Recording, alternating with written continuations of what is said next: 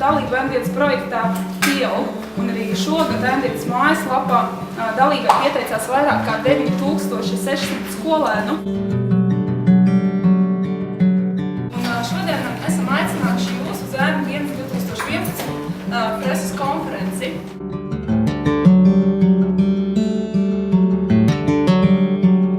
Kā zinām, projekts M-diena ir vērsts uz personības izaugsmi. Tas principā ir jāšķir to no citiem līdzīgiem profesionālās orientācijas pasākumiem, kur pamatuzdevums ir aizpildīt vakantās darba vietas.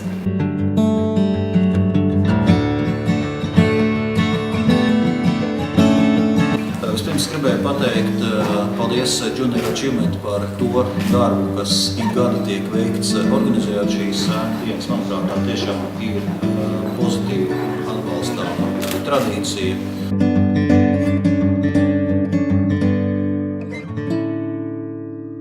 Kas ir tā galvenā atziņa, ko tu šodien guvi? Tiešām lielākā atziņa, ko es guvu, ir tā, ka ministra prezidenta darba grafiks ir ļoti noslogots, ka viņš ir premjerministrs 24 stundas diennaktī, un viņš tāds arī paliek.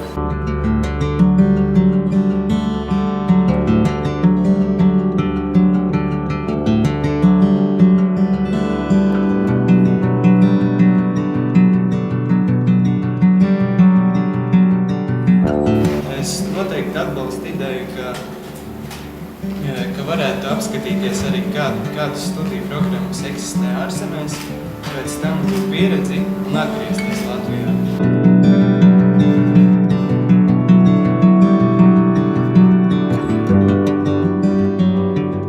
Lielākā daļa jauniešu, kas piedalījās M-dienās, piedzima tad, kad Latvijā jau bija mobilie telefoni, un ir viņiem grūti iedomāties, kā varēja iztikt bez mobiliem telefoniem. Un tieši šo iemeslu dēļ mēs arī pieteicāmies, atvērām vakances M-dienai.